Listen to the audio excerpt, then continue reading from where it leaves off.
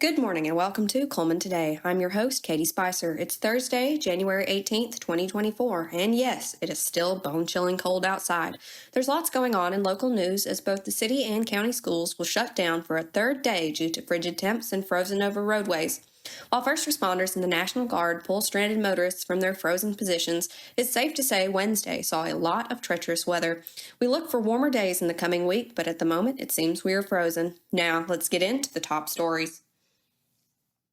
Road conditions in Cullman continue to be slick and treacherous as the temperature refuses to budge above freezing. Residential sanitation services were put on hiatus due to the icy streets, and Cullman County Sheriff's Office reporting multiple vehicles that were stuck and unable to safely travel up and down the hills and curves of Highways 278, 157, and Highway 69. Cullman Police Department and the National Guard have been seen using their military tanks to pull and assist drivers that have gotten stuck and are unable to navigate the roads. Cullman County EMA says that despite hopes for improvement, road conditions are still hazardous and extreme caution should be used when traveling. For the third day this week, Cullman City and Cullman County schools will be closed due to inclement weather.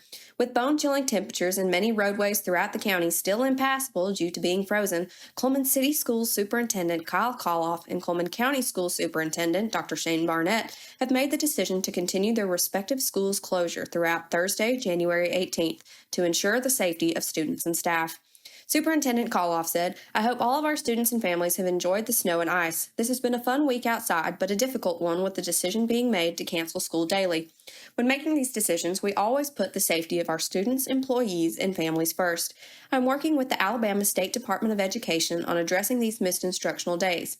The governor's open-ended state of emergency provides some flexibility, but we will confirm this so we can plan accordingly for the remainder of the semester. Once verified and approved, I'll provide updates on our plan to address these missed instructional days. Please pay attention to any further announcements and stay safe, Bearcats." Dr. Barnett stated, "With all of our science and weather tools, we like to think we can predict the weather pretty good. Right now, no one really knows when this is all going to thaw out and melt away. The NWS service has predicted rain with possible freezing rain Thursday night. We are taking it day by day at this point. Everybody needs to stay safe." While the worst part of our winter storm week is past, we have several more days of sub-freezing temperatures ahead of us. Here are a few tips to help your family beat the chill without killing your power bill. Set the thermostat and heaters to a regular 68 to 70 degrees. It may seem like a no-brainer, but consider setting your central heat or space heaters to around 68 to 70 degrees. This will lessen how hard your appliances have to work to maintain heat and lessen strain on the power grid as a whole. Bundle up. With your thermostat set between 68 to 70, it may still feel a bit chillier in your home than you'd like. Advise everyone in the home to bundle up. On top of regular long-sleeved shirts and pants, don a pair of thick socks or a warm fleecy pullover to keep warm. Hang out in one location. For any size home, it's best to concentrate the heat source in one location when thinking thrifty with heating. Consider running a heater in one large room or the family to sit in throughout the day, like the living room or kitchen area, and closing off bedrooms to maintain the heat in one space. Unplug any appliances not in use. This seems like common sense, but unplugging appliances not currently in use, like hair tools, coffee machines, and so on, will slightly ease the amount of power your house is drawing off the grid and will likely lessen the amount on your statement. Be safe and expect the possibility of a higher bill. Lastly, always consider safety when heating your home and accept that your statement might end up a bit higher than average. If you plan to run alternative heat sources like multiple space heaters or fireplaces, be sure to inspect any heat source and make sure it is clean. Toss any heaters with patched or frayed cords or burned-in cleaning logs before you start the first fire of the year. Safety is always paramount, and it is much better to pay a little extra on a monthly statement to heat your home safely. As you can see, Dale Gambrell has broken out a hairdryer and scraper to chip in to clear the roadways. The post read, "When you have 4 children under 13 and have been snowed in for several days, you will help out Dr. Barnett in the roads any way you can." Well done, Dale. We'll be right back after this quick message.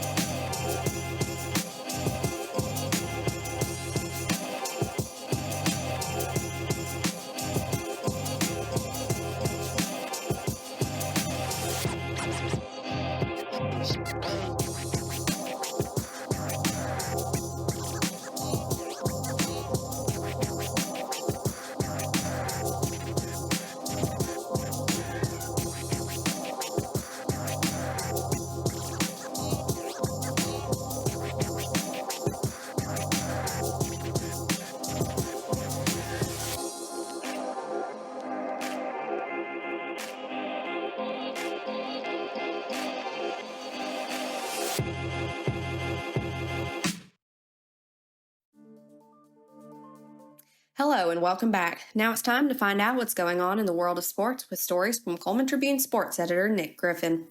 After 16 years on the sidelines at Ole Miss, Derek Nix is departing Oxford to join Auburn head coach Hugh Freeze's staff at Auburn as the offensive coordinator. Nix is replacing Philip Montgomery after it was announced last week that Montgomery would not be retained as OC. Nix, an Itala native, is a 2002 Southern Miss graduate with a bachelor's degree in sports administration and was a three-time all-conference selection. Nix was a record-setting running back throughout his Southern Miss playing days and was named to the USM Team of the Century. Nix was the first Golden Eagle to ever rush for 1,000 yards in each of his freshman and sophomore campaigns and the only Southern Miss and CUSA player to ever rush for 1,000 yards or more in 3 seasons. Nix and his wife Allison have 3 children, Ava, Darren, and Dre. Alabama's men's basketball team hosted Missouri at Cullman Coliseum Tuesday night, and the Crimson Tide improved 4-0 in SEC play with a 93-75 win over the Tigers. Alabama held a narrow 36-34 lead at halftime break, but outscored Missouri 57-41 in the second half to pull away with the 93-75 win. Rylan Griffin posted a career-high 21 points to the win. Tuesday night's win was also the 200th career victory for head coach Nate Oates and his 104th at Alabama. The Crimson Tide will be back on the road Saturday to take on Tennessee.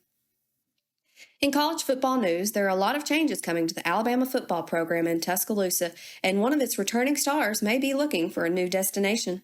Freshman All-American safety Caleb Downs has entered the transfer portal after an outstanding 2023 season in which he led the Crimson Tide with 107 tackles. The move comes as incoming head coach Kalen DeBoer continues to finalize the Crimson Tide's coaching staff. That covers the sports for today, but make sure to check with the Cullman Tribune each day for the latest in sports coverage from across the area. We'll be back after this message.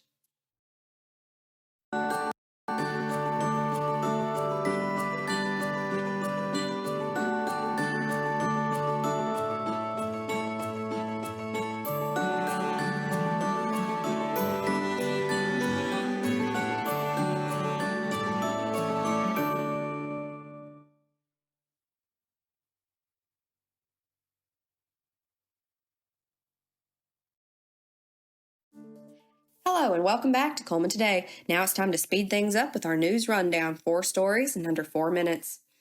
One of the top seafood restaurants in the Southeast is coming to Cullman. The Half Shell Oyster House, where Southern cuisine meets New Orleans flair, announced it will join the Cotton Creek Warehouse venue in downtown Cullman in 2024. According to a release from the restaurant, named in the top 10% of the worldwide by TripAdvisor, Half Shell Oyster House is known for its award-winning selection of Gulf oysters.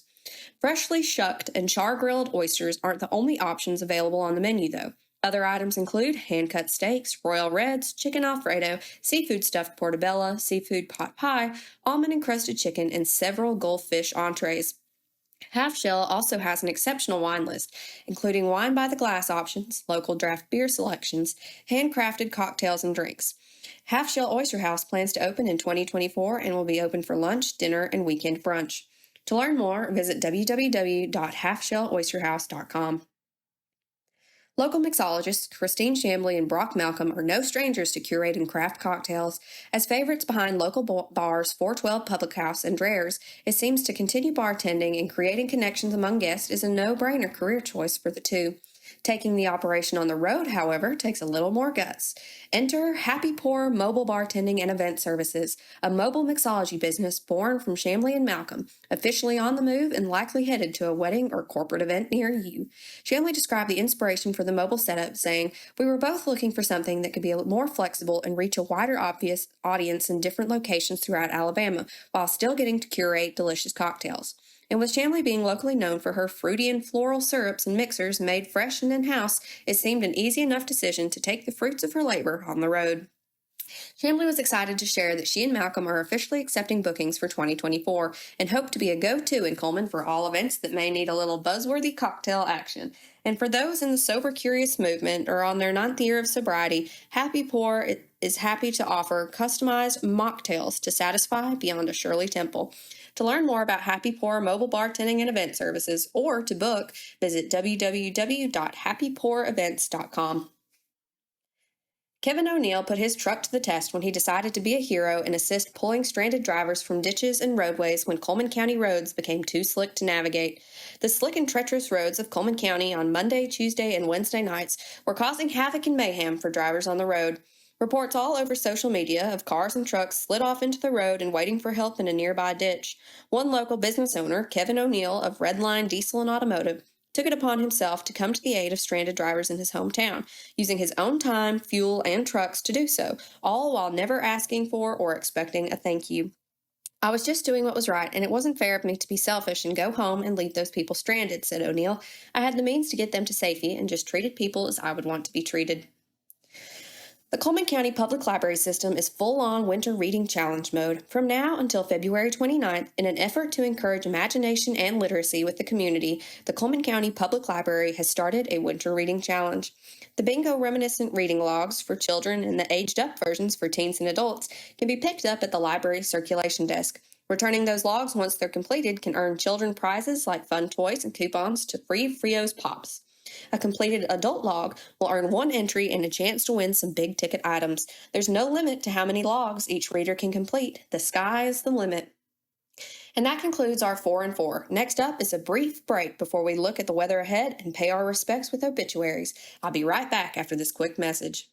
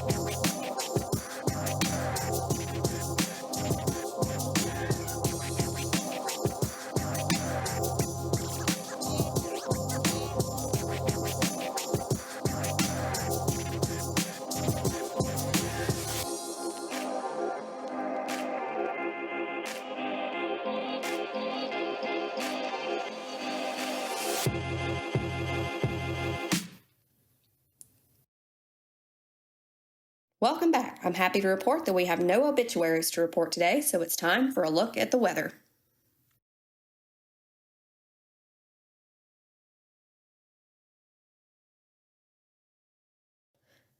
Today's forecast is showing a high of 38 and a nighttime low of 31 degrees.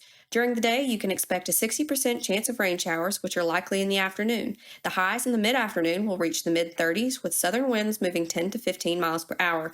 The nighttime dips down and is cold and cloudy. Showers are likely with 70% chance of rain. Lows will be in the upper 20s with a southwest wind at 10 miles per hour shifting to a northwest wind by midnight. Bundle up, read a good book, and be safe, everyone. That concludes our broadcast for today. Thank you for joining us on Cullman Today. We'll see you again tomorrow at 8 a.m. Thank you again, and remember to have a great day and stay safe and bundle up. We leave you today with a great drone video from resident and business owner Jeff Young. Sit back and enjoy the ride. Thanks again, Jeff.